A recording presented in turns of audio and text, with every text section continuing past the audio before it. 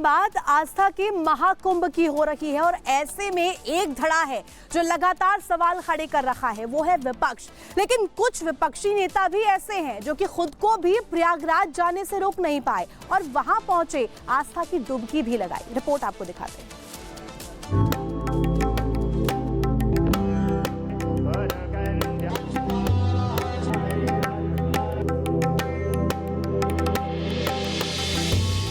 महाकुंभ में सनातन के महापर्व के साक्षी करोड़ों लोग बने, तो भला हिंदुस्तान की सियासत इस सनातनी पर्व से कैसे बच पाती? देश की सबसे ऊंची कुर्सी पर बैठे नेताओं से लेकर राज्यों के सीएम और उनके कैबिनेट मंत्री तक गंगा की बहती धारा में पवित्र स्नान करने पहुंचे। पीएम मोदी, राष्ट्रपति द्रौपदी मुर्मू, उपराष्ट्रपति जगदीप धनखड़ भी महापर्व की बहती आस्था में स्नान करने पहुंचे। रक्षा मंत्री राजनाथ सिंह, गृह मंत्री अमित शाह, वित्त मंत्री निर्मला सीतारमण और सियासी दिग्गजों का आंकड़ा यही नहीं रुका। इनके साथ ही अलग अलग राज्यों के सीएम, गवर्नर, विधानसभा के सभापति, एलजी और राज्य मंत्रियों ने भी संगम में पहुंचकर डुबकी लगाई। इस महाकुंभ में उत्तर प्रदेश और राजस्थान जैसे राज्यों के मंत्रिमंडल की बैठकें भी हुई। मुख्यमंत्री योगी की अध्यक्षता में हुई मंत्री परिषद की बैठक में यूपी के लिए कई अहम निर्णय लिए गए। बैठक के बाद सीएम योगी की अगुवाई में सभी मंत्रियों ने संगम में पवित्र डुबकी भी लगाई। इसी तरह राजस्थान के मुख्यमंत्री भजन लाल शर्मा की अगुवाई में मंत्री परिषद ने स्नान करने के बाद बैठक आयोजित की। इसके अलावा विभिन्न राज्यों के मुख्यमंत्री अपने समूचे मंत्रिमंडल के साथ यहां पर स्नान करने पहुंचे। हैरानी की बात तो ये कि जिस विपक्ष को इस महाकुंभ में बार बार खामियां दिखती थी, उस विपक्ष के भी कई बड़े नेताओं ने आस्था की बहती गंगा में स्नान किया। हिमाचल के सीएम सुक्खू परिवार समेत यहां पहुंचे, जबकि दिग्विजय सिंह, सचिन पायलट, अभिषेक मनु सिंघवी, राजीव शुक्ला, धर्मेंद्र यादव के अलावा पंजाब में आम आदमी पार्टी सरकार के विधायक, सांसद और पार्टी अध्यक्ष ने भी यहां पर स्नान किया और व्यवस्थाओं की जमकर तारीफ की। क्या अखिलेश यादव, क्या डीके शिव कुमार, क्या कोई और, सभी ने इस महाकुंभ में अपनी आस्था को ही प्राथमिकता दी। Bureau report, Republic Bharat.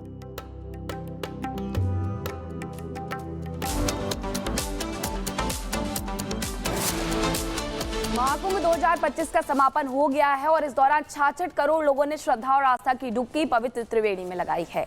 Bollywood के सितारे रहे हो या फिर उद्योगपति जगत के घराने के लोग रहे हो, हर कोई पहुंचा था महाकुंभ में आस्था की डुबकी लगाने के लिए। खिलाड़ी कुमार भी पहुंचे थे, देखिए।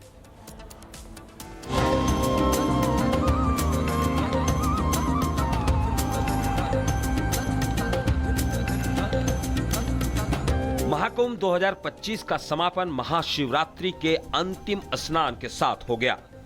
इस बार महाकुंभ में 66 करोड़ से ज्यादा लोगों ने डुबकी लगाई।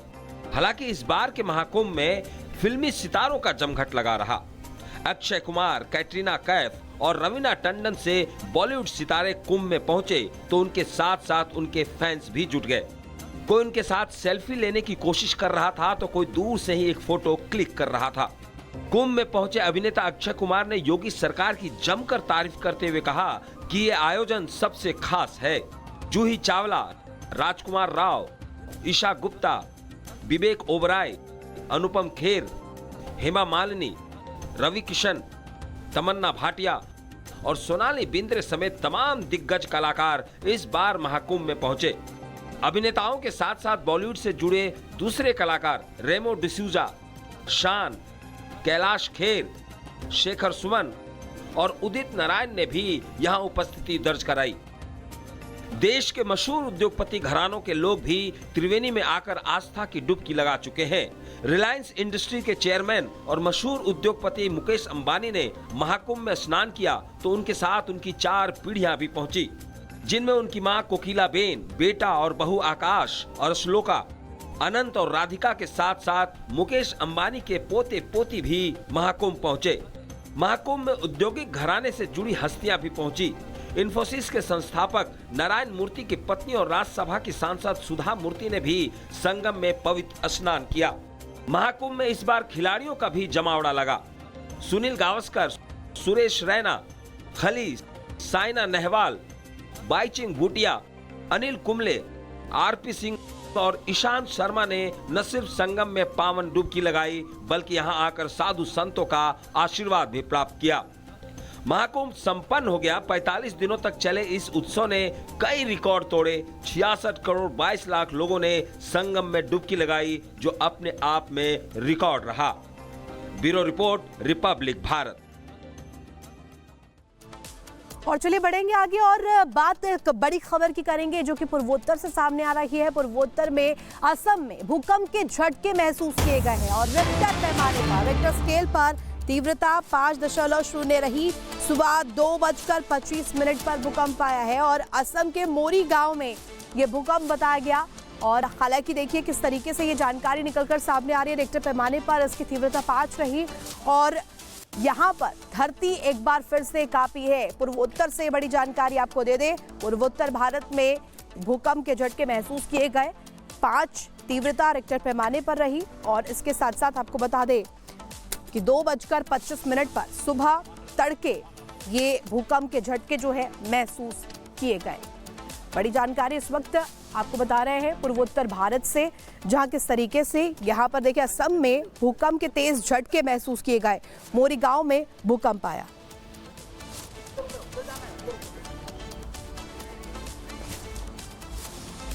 और अब खबरों में बात करेंगे संभल की। संभल में रमजान की तैयारियां जोरों पर चल रही हैं और मांग की जा रही है कि जामा मस्जिद की रंगाई पुताई की जाए।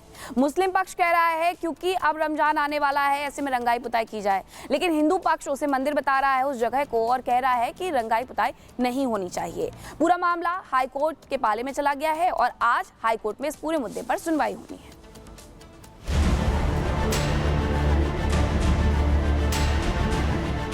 संभल में रमजान को लेकर तैयारियां शुरू हो चुकी हैं। मस्जिद कमेटी भी रमजान के लिए तैयार है और रमजान से पहले शाही जामा मस्जिद के पुताई करवाने की चाह रख रहे हैं। मस्जिद के रंगरोगन के लिए मस्जिद कमेटी ने एएसआई यानी भारतीय पुरातत्व विभाग को खत भी लिखा, जिसमें तर्क दिया है कि रमजान के महीने में मस्जिद का रंगरोगन किया जाता है। हालांकि खत को लेकर अभी तक एएसआई की तरफ से कोई रिएक्शन सामने नहीं आया है। एएसआई से हमने इस बार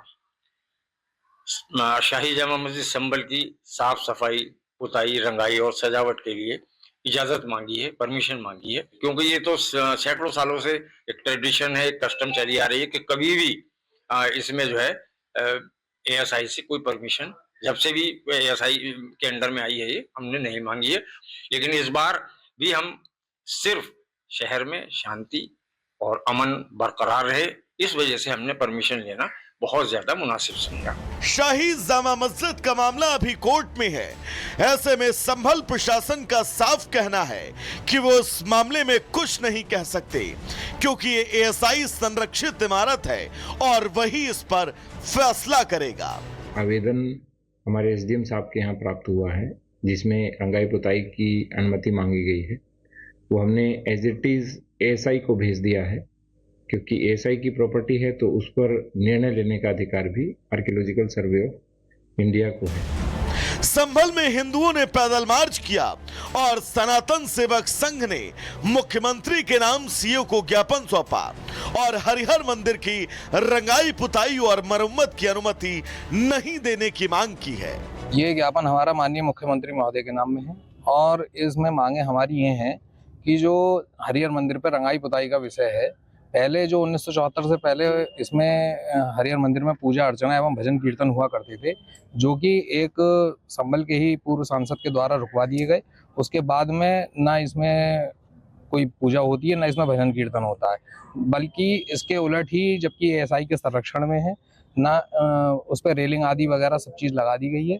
अब हम इसका जो रंगाई पुताई के लिए जो उन्होंने कोई जामी मस्जिद कमेटी है, उन्होंने ये मांग रखी है कि इसकी रंगाई पुताई कराई जाए, उसका हम विरोध करते हैं कि जो यथा स्थिति है वही रहनी चाहिए। संभल की जामा मस्जिद में रंगाई पुताई, मरम्मत और सफाई के लिए दाखिल की गई अर्जी पर आज इलाहाबाद हाई कोर्ट सुनवाई करेगा। अब देखना होगा कि कोर्ट का क्या फैसला होता है, क्योंकि मुस्लिम पक्ष हर हाल में मस्जिद का रंग रोगन चाहता है। Bureau report, Republic Bharat.